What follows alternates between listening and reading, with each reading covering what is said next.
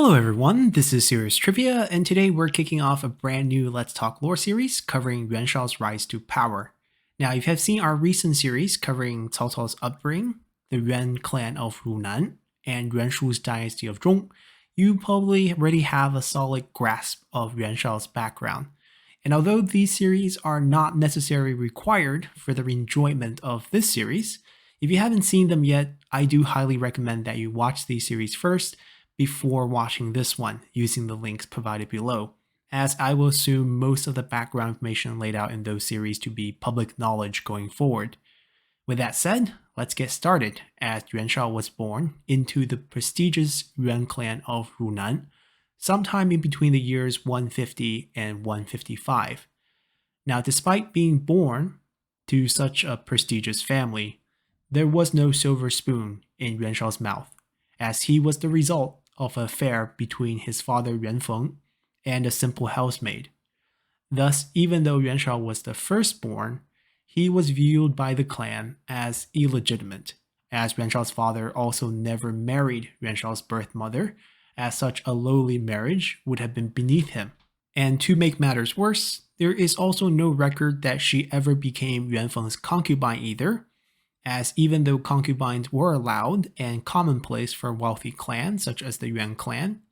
the number of concubines one can have is limited by one's rank and social standings,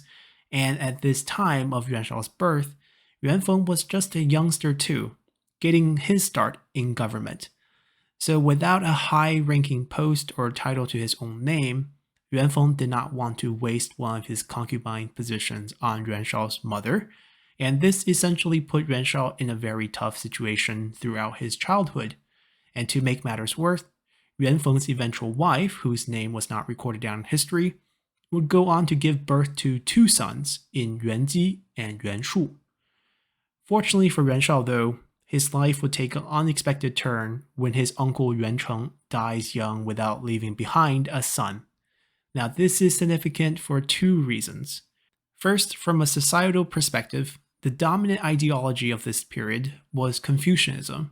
so the values of family and clan took center stage. This meant one of the worst things a son can do is to not leave behind an heir for the clan. And this was especially true for Yuan Cheng, since he also happens to be the eldest son in his generation. So he had actually inherited his father's former second marquis title of Anguo Tinghou. And now without an heir, this title, the second marquis of Anguo, will effectively be returned to the emperor. So both in terms of keeping Yuan Cheng's line alive and in terms of keeping a nice second marquis title within the clan, the Yuan clan as a whole wanted to find him an heir. So they turned to Yuan Cheng's younger brother, Yuan Feng, who happens to have three sons in Yuan Shao, Yuan Ji, and Yuan Shu. Now, of course, Yuan Ji was off limit, since he was the oldest born from the main wife, thus he would be the heir to Yuan Feng, but both Yuan Shao and Yuan Shu are available to be passed over as Yuan Cheng's adopted son. And this is perhaps where history could have taken a drastic turn, as by the custom of the time, both Yuan Shao and Yuan Shu had equally likely chance of being passed over, and it was really up to their father Yuan Feng to decide. Although we don't know the exact reasons, Yuan Shao was ultimately chosen. Now there are two theories on this decision. The first one is a bit far-fetched, and this one is based on the fact that apparently Yuan Shao's birth mother was still a maid at this time in Yuan Cheng's estate. Now this could very well be factual, since as the eldest born, Yuan Cheng probably inherited their father's estate, along with all the maids and servants. So that maid who had the affair with Yuan Feng during his younger day should still be living under their father's roof, and now most likely is serving Yuan Cheng's household. But I highly doubt Yuan Feng would weigh this very much into his decision.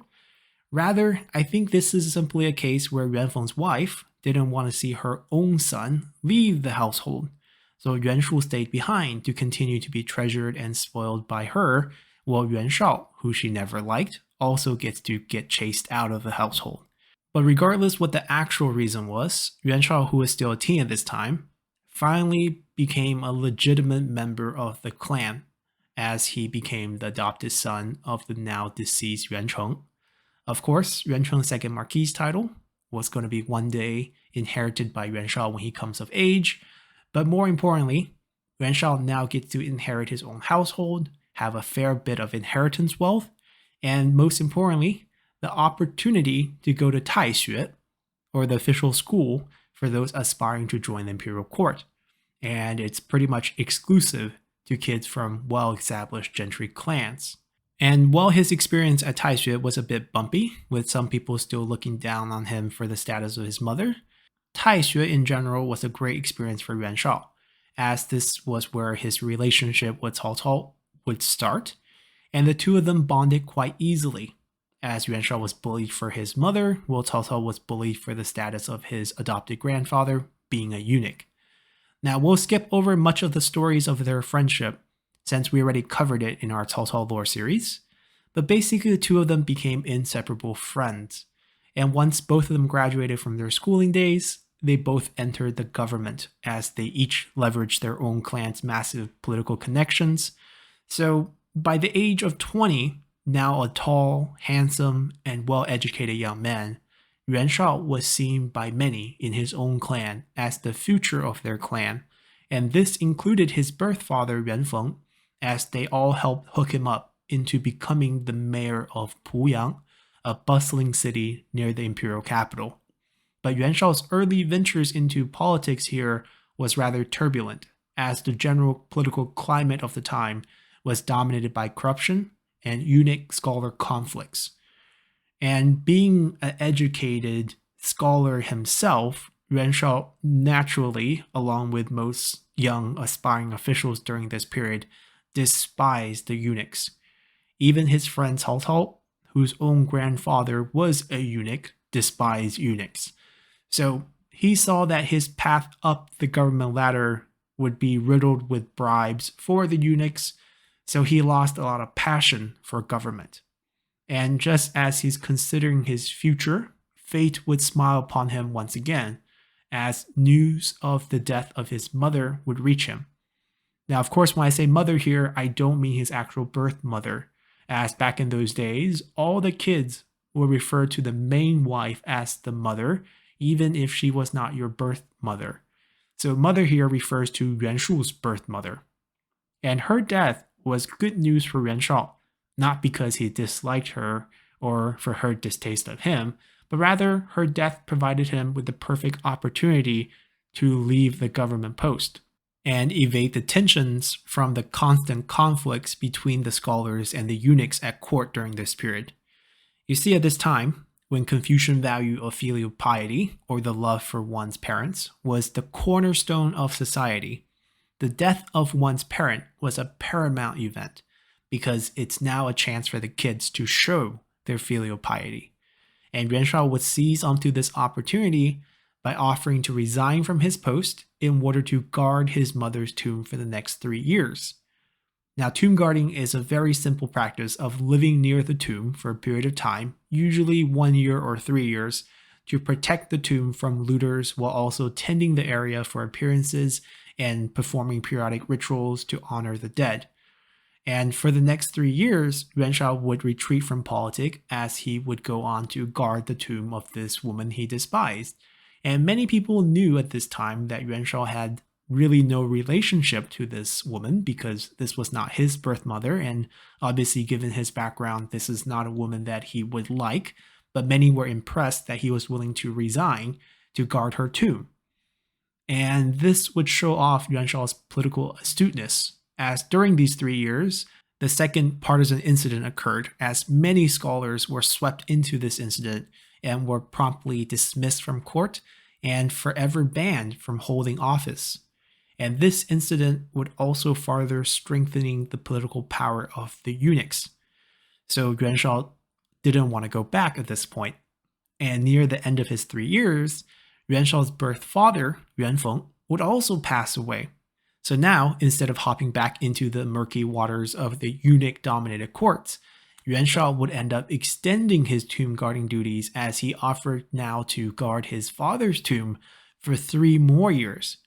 And during this period, Yuan Shao would actively host renowned scholars and exiled leaders of the past scholar factions at his home as he stayed in tune with the politics of the time and showcased where he stood on the scholar versus eunuch situation. And his guests would range from elder statesmen like Chen Fan and Li Ying, who were seen as these figureheads for the scholar movement,